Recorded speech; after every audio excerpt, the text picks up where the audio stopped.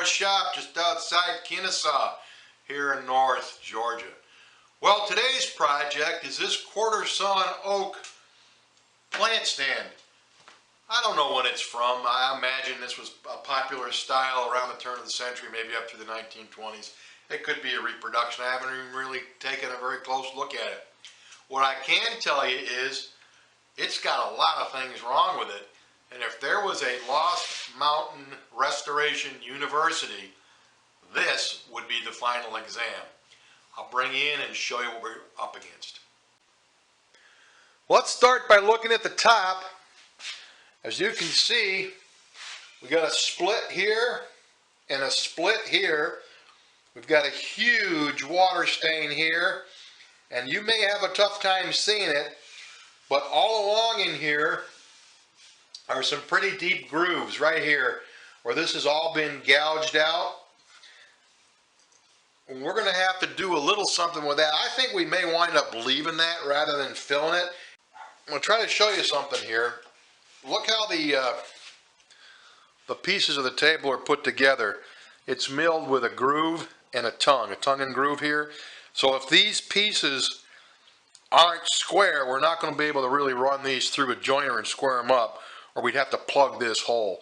So we're going to have to do a little playing around to clean this out and get these joints nice and flush so we can re-glue this top. Let's move on down to the next shelf. And here's the bottom shelf, and as you can see, it's got soaked through water stains, water rings. The finish is completely gone. That's going to need to be redone. And here's our old girl. She's looking pretty good,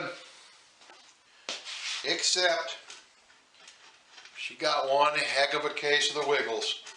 Let's flip her over and see what's going on with those legs. And here she is upside down. You can see how badly the legs are loose. And if you look down here, and if you've been paying attention to particularly the video I did called In Not Up, you know how these legs are, what they are as sliding dovetails into the top. So we're going to have to take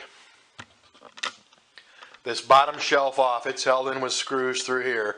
Once the bottom shelf is off, we'll take these legs, we'll mark them, we'll knock them in and lift them up, and then we will take this rim off the top, and that'll allow us to re-glue the top and reset the legs, and then we'll get on to oxalic aciding and refinishing. So the next step is to break this apart. And once again, because I'm an old man and I can't remember anything, I take my imprint kit and I mark each of the pieces so I know where they go. If I wasn't going to be doing such an extensive strip and refinish on this piece, I'd probably just use tape. But I know from experience that if I use tape or any kind of marker, it's going to get wiped off during the refinishing. So I've been using the imprint kit.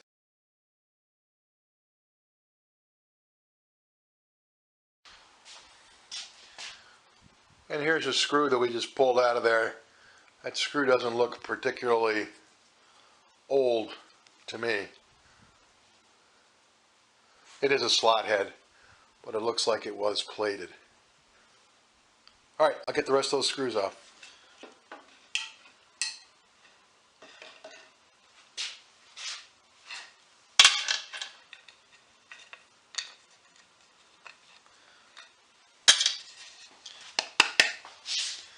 Okay, here's the underside of the shelf. You can see where they drilled in here so that they could get the screws in. These screws were in no hurry to get out, that's for sure. They were a little bit tough, and here's the shelf. You can see the water stains and the finish issues. Let's get these legs off.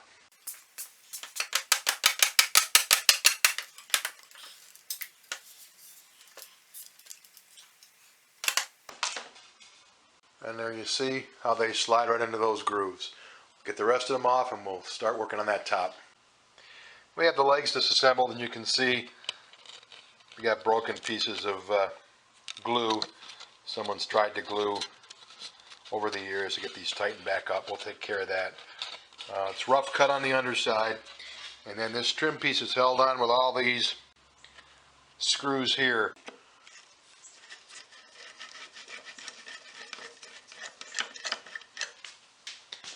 This here's a little magnetic pocket screwdriver. handy as heck.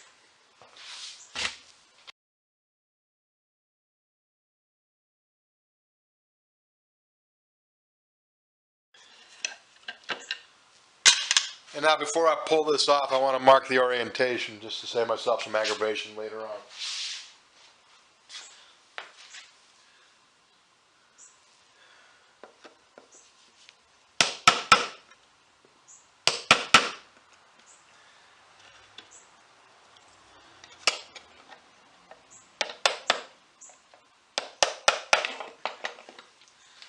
I just put some marks there. Okay, frame came right off.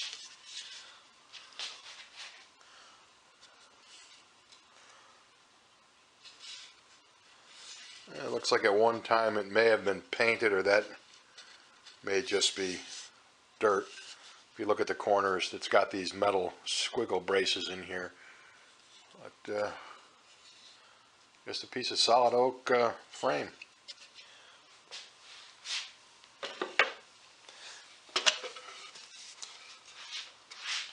And here's the offending top.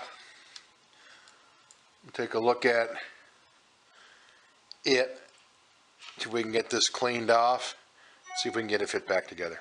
Now we're looking down at the edge of the top that had come apart, and there is a lot of damage to the wood that I'm seeing. I'm right now just using a razor blade to start to scrape some of this off. This looks like paint.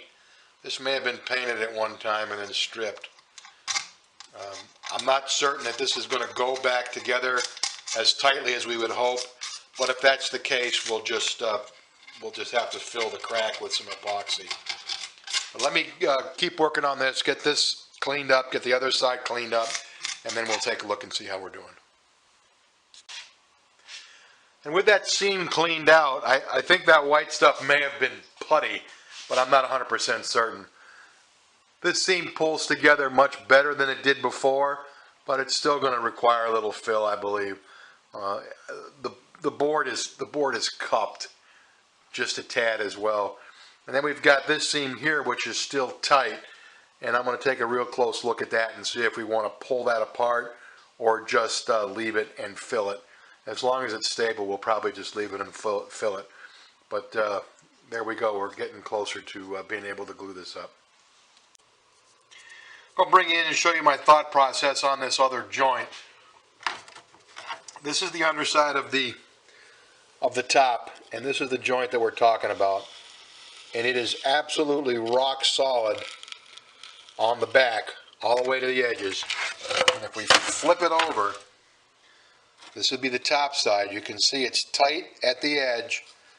We have a little bit of opening through here, and then it pulls tight again to the other edge.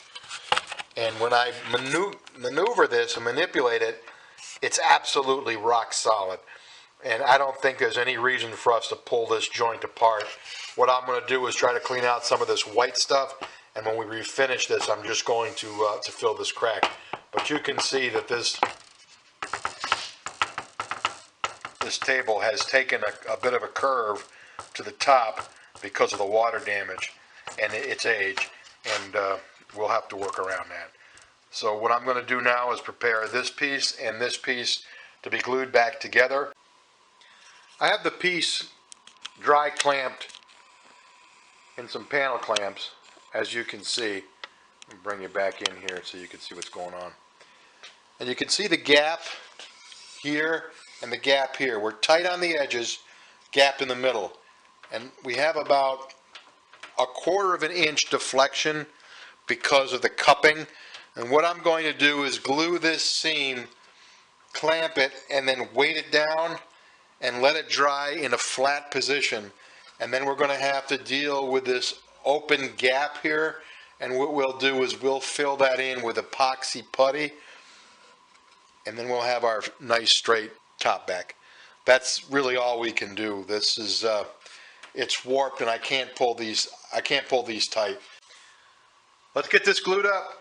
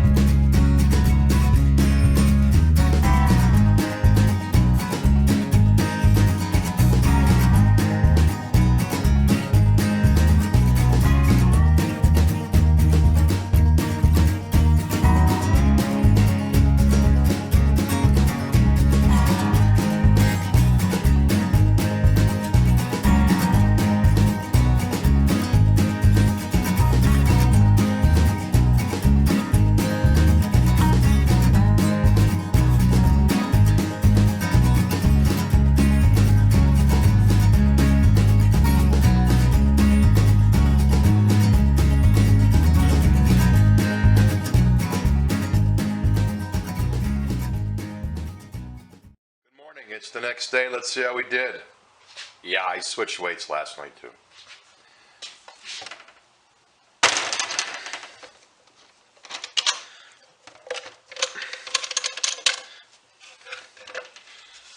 Okay, you can see we're nice and flat. Got real tight joints at the edges. And we're dealing with this open seam here and here. But the trade-off for that was that our piece is flat. Remember, this had cupped, and you can't flatten it and not have something open up. So we're in real good shape. This is exactly back the way we want. So the next step is we'll scrape off any glue, and we will mix up some epoxy putty, and we'll fill these cracks. I put some blue tape on either side of the cracks we're going to fill. Just makes it a little bit easier to clean up. Sometimes with open grain wood like oak, if you're using a fill and it gets outside the crack, it'll fill the wood next to it, and it's just one more thing to deal with when you go to refinish it. So for the 2 seconds it took to tape this off, I decided to do it. What I'm going to use to fill this is Mohawk's epoxy putty. Sorry about that. What I'm going to use to fill this is Mohawk's epoxy putty. This color is Oak Light Walnut, and you can see it's a pretty good match. And it's a little cool here in Georgia this morning, so this putty's not quite as soft as it normally is when I'm using it, and it's 100 degrees out. And all you do is mix the two components together, and you've got about, I think, probably 5 minutes or so of open time and before it dries. As I've shown you before, you can put this in with your finger. You can put it in with a putty knife or a spatula, whatever. It will get a little bit sticky sometimes, but you can get by that with a little bit of water or a little bit of soap and water. That'll lubricate it up. So let me get mixing this up, and let me get this in the cracks, and we'll give it some time to set up before we sand and oxalic. I've just got some soap and water in a spray bottle here.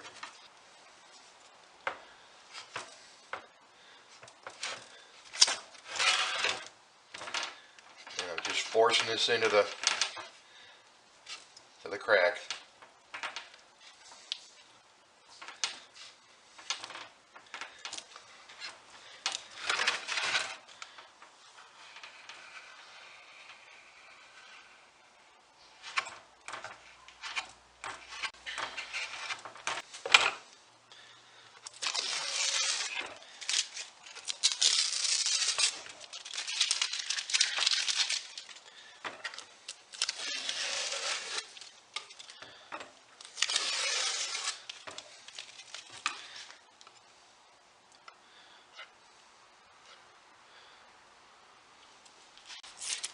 I've grown quite fond of razor blades as scrapers.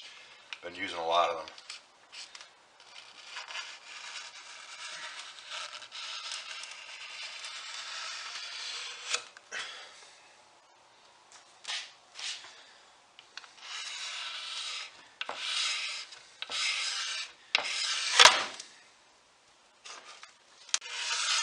This putty's starting to get a little tacky, so I think it's starting to harden up. But there you go.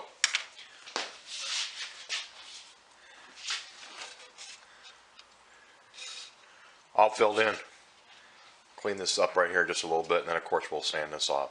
So the next step after this dries off is to light sand both these, the top and the shelf, and we'll get ready to do some oxalic acid, see if we can get rid of these water stains. And a few minutes have passed. Here's the leftover epoxy putty. You can see it's rock solid. So what I'm going to do is take some 150 grit sandpaper and light sand the top, the entire top, and the underside a little bit. I've already sanded off that bottom shelf, and then once that's sanded off, we will get the oxalic going. As far as how I'm going to sand this, 150 on a block, with the grain, of course. We're just looking to get the surface stuff off of it, just open it up a little bit for the oxalic. See if this big stain here will come out.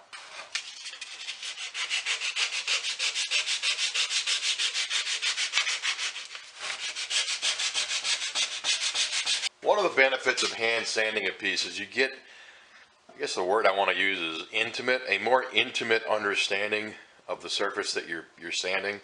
For example, if I was just to have hit this with a power sander, I would have never realized that this area over here where we had these chips is really pretty undulated, and I need to make a decision about how I'm going to handle these chips here.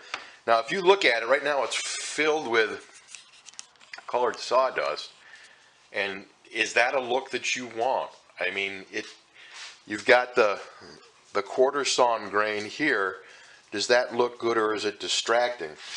And when you take the sawdust out, now you know what it's going to look like finished. If we were to put a shiny finish on this, a thick shiny finish, you'd see these like crazy. They'd look like moon craters. But do we want to fill them? I mean, you're going to have big blobs of epoxy that you're going to have to grain over in color. So you make the decision. I think what I'm going to do in this case, because this is an older quarter-sawn piece, is I think I'm going to leave them and use a thin finish, maybe a thin shellac finish or a thin wipe-on polyurethane on the top to protect it from water, and kind of leave it as an open grain, more rustic look, rather than trying to get a smooth, shiny finish like we normally do with lacquer-based finishes. But like I say, these areas here, which are very, very hard for you to see without the sawdust in them, they're pretty deep, and I think it's going to look terrible if we try to patch those up. So when you hand sand, get a good feel for the wood that you're working on. It helps a ton. All right, let me brush this off. We'll mix up some oxalic. And I had misspoke earlier. I said I was going to sand the back side of this top. No, I'm not going to do that. This is rough cut. We're going to leave it just as it is. There's the front. There's the underside. We're going to leave that just as it be. Okay, on to oxalic. And we'll see how it comes out. You never know with oxalic. I often have good luck with it, and every once in a while it just doesn't do what you hope it will because of the situation you're dealing with. And here's our work drying in the Georgia sun. As you can see, we had some lightening of this, but most of the stain is still here. Just so you know, it was my determination that this piece had no finish on it when we applied the oxalic. And when the first coat of oxalic didn't do much, I put some stripper on this just in case, and there was no finish that came up on it. So I re-oxaliced it a second coat, and this has now been rinsed off, and it's going to dry, and we're going to see how we're doing. As far as the roughness to the board, you can see this one board here that goes from my finger to my other finger. How rough this is. This is the one that's got really deep grooves in it, and I don't know if that was milled that way or what the story may be. But to try to get these out, I mean, that's got to be 1/8 of an inch deep. We'd have to run this through the jointer, for crying out loud, and take an awful lot of wood off. Certainly enough that we would lose this detail here. So we're just going to leave it and finish it with a thin coat. But this here is what we're going to be continuing to work on, and I'll bring you back when we're ready. This piece here came out pretty well, but this one here is being a little stubborn. I've got the legs outside, and one at a time I'm putting some stripper on them and hitting them with some steel wool, and you can see there's a little bit of stuff that's coming up, and I really don't know what it is. It doesn't appear to be a finish on here. If so, it's real thin, or maybe just the residuals of what used to be on here. But we're going to strip everything off to make sure that when we apply our finish that we don't have any problems.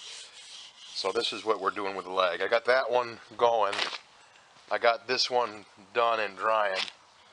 You can see it, and then we're drying off pretty good here on our table, and you can see how much this has lightened since it dried. But the big question is it going to ghost back when we put some finish on here? And the places where the wood was open with these gouges, you can see that it's still wet.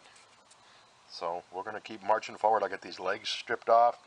We'll make one more attempt at, I think, oxalicing this top, and then we'll be ready to start to deal with the refinishing.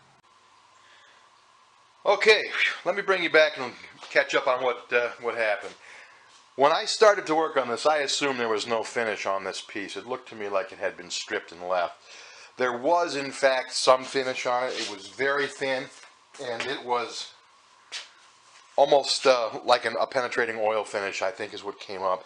It wasn't much, but it was enough that it had to come up. So I've taken the time to strip every piece of this, the legs, all four sides, the shelf, and the frame.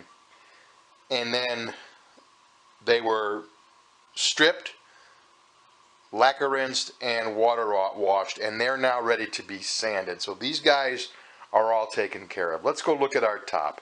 Now here's our top outside drying again.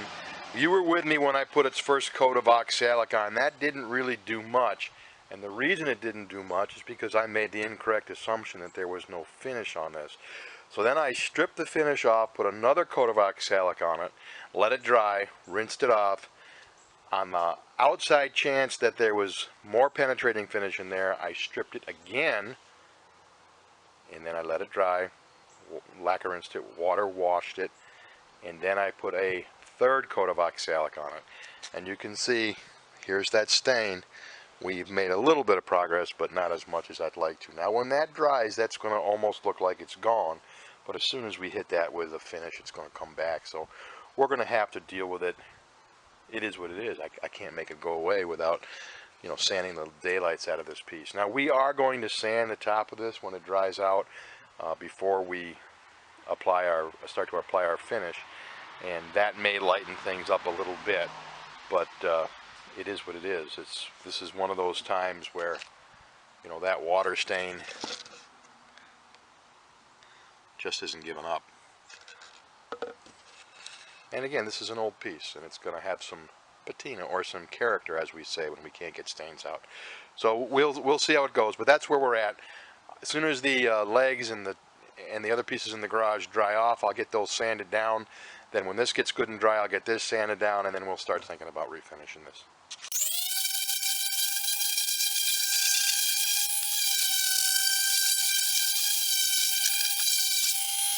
Okay, after 2 coats of stripper, 3 coats of oxalic, and sanding, that's the best we can get it. You can see the outline remains here, and it's going to darken up when we put color on it, there's no doubt about it. But it is what it is. It's the best we can do.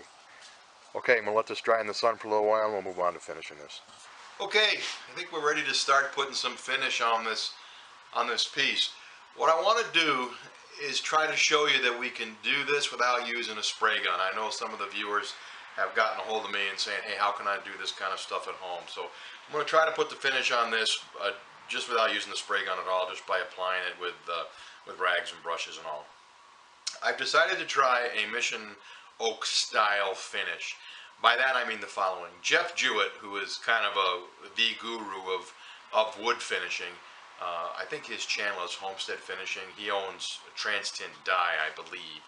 But anyways, he has a finishing schedule for quarter-sawn oak that involves dyeing it, sealing it, applying, in his case, a gel stain or a glaze or a colored wood filler, and then top coating over that. And what you basically have are 3 layers of color. The first layer of color is going to be your dye color on your regular oak field.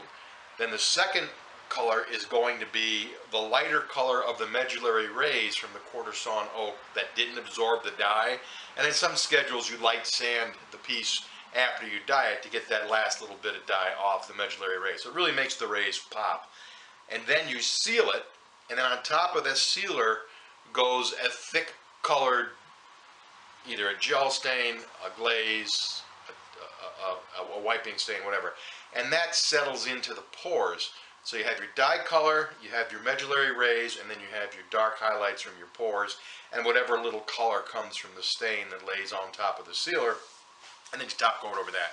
And it's a very nice finish. I'm going to put links down below, to Jeff's video where he applies this finish, and then there's also another refinishing channel that I want you to get familiar with, because this guy is really good. I don't know his name, I'm sorry, but his links will be below. And he also has a series of options for refinishing quarter-sawn oak, or for finishing quarter-sawn oak. The only issue that I have with that schedule for this piece are these gigantic pits that we have on this board. We decided we weren't going to fill these in, and the last thing we want to do is have a 1/4 inch of pigment laying in here like mud.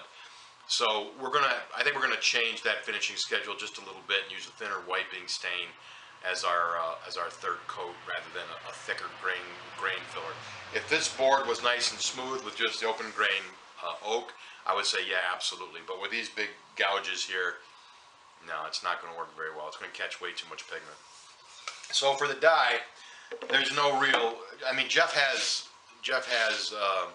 different stains that he has created to match the classic quarter-sawn oak finishes. I'm not going to even try that. I don't care. What I'm going to do is just mix 50-50 of light golden oak with some medium brown walnut, dilute it a little bit with some acetone, and then glove up. And what we'll do is we'll wipe it on all of the pieces and let it dry. Then we'll seal it with a spit coat of shellac. But that's the plan. So here we go. Okay, I've got a piece of folded up, I guess it's terry cloth rag here. I'm going to use as an applicator. I've mixed up my stain again, 50% or thereabouts, medium brown walnut, 50% light golden oak, and cut in half with acetone. And let's see how we do.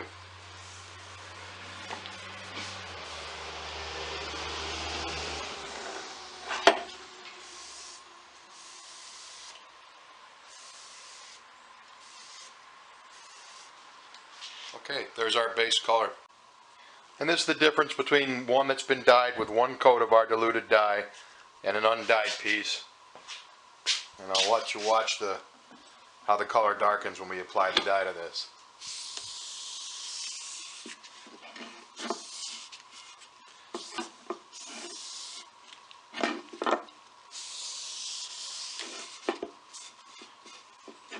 Now it's entirely up to you how dark you want these to be. We can put more coats on. We can mix up a less dilute batch. It's entirely up to you.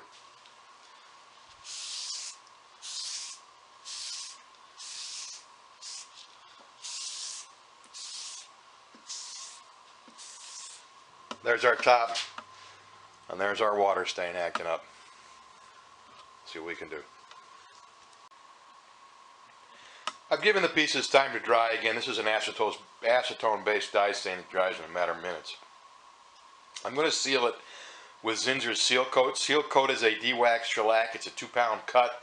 A classic spit coat, which is what you would use to precondition wood for stain, is 5-to-1. I think that's a little thin for what I want to do here, because I really want to put a barrier coat down. So I think what I've done is mix the Seal Coat and alcohol 1-to-1, so it's 50% mix of Seal Coat and denatured alcohol, and let's see how it goes on.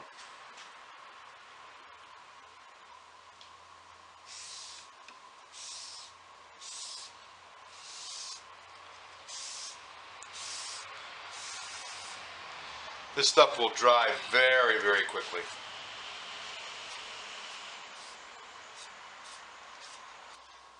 Okay, there we go.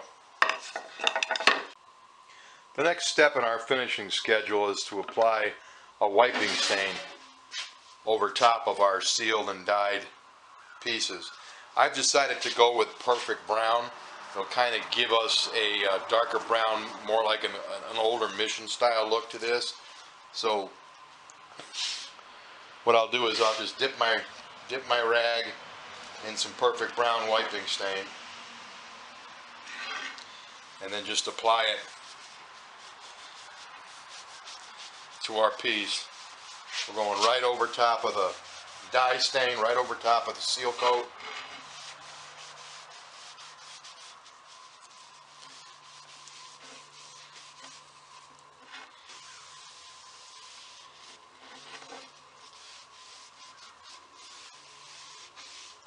And hopefully you can see in the camera the difference that makes.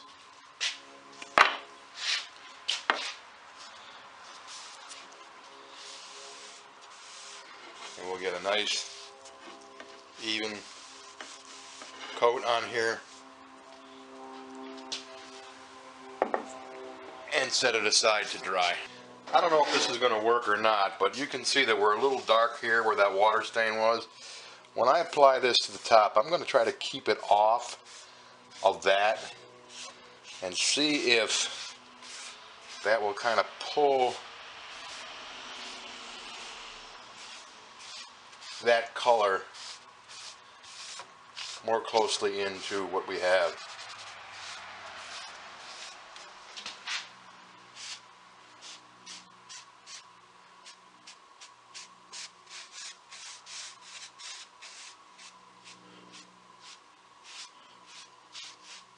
And I think it's gonna help. And I think what I will do is put a very, very light coat.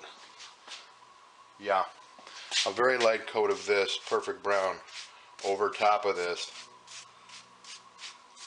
just to help blend it in. And then try to pat it right off.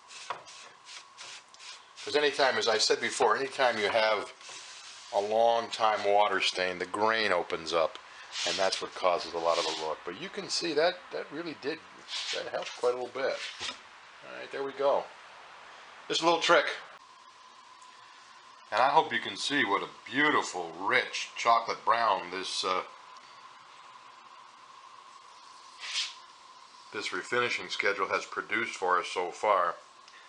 And it's even helped us tone down this water stain, at least color-wise. This is the curve that's going to kill us. Anytime that curve turns against the grain, it's so hard to conceal. But it's getting better.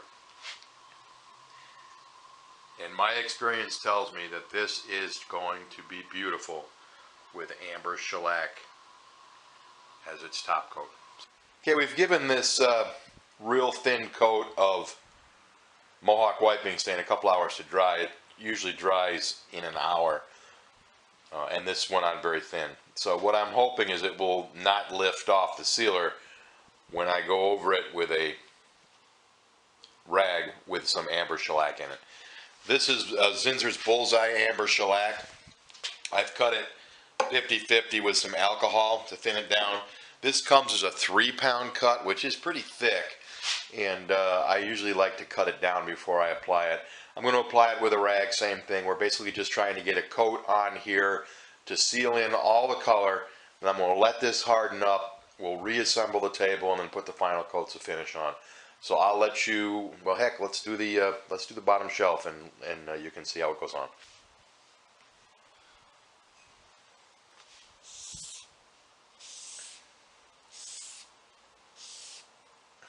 I hope you can see how that amber and the amber shellac gives it a really, really pretty golden brown.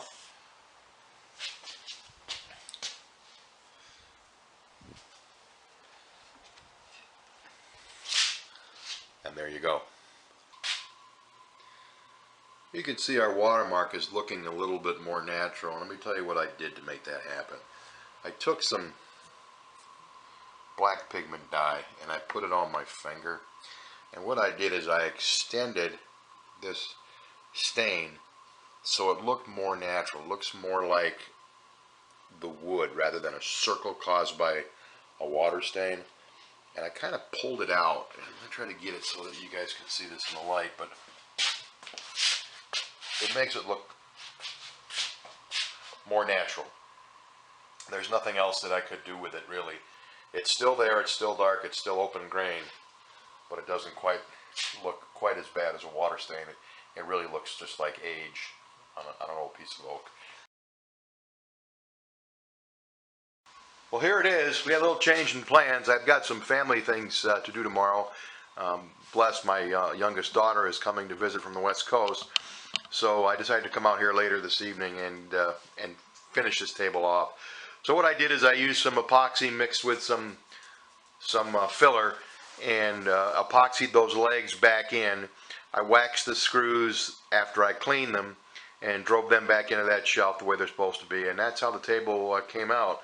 Stuart's sitting there right in the shot, but there's a bug in here and he's been chasing it for the last half hour. So that's how it came out. If you look at the top, that watermark has been really fairly well concealed under those dark stripes that actually blend right in, I think, with the color of the table. And I think the refinishing schedule that we used was a good one. It gave us a beautiful, dark, rich brown with an amber shellac coating.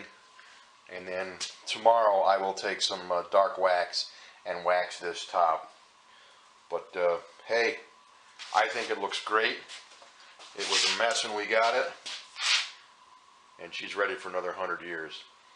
So listen, from our shop just outside Kennesaw here in North Georgia, best regards. Thanks for watching. Take good care. We'll see you next video. And remember, it's just wood, color, and some shiny stuff. Take good care. Stuart, say bye. Bye.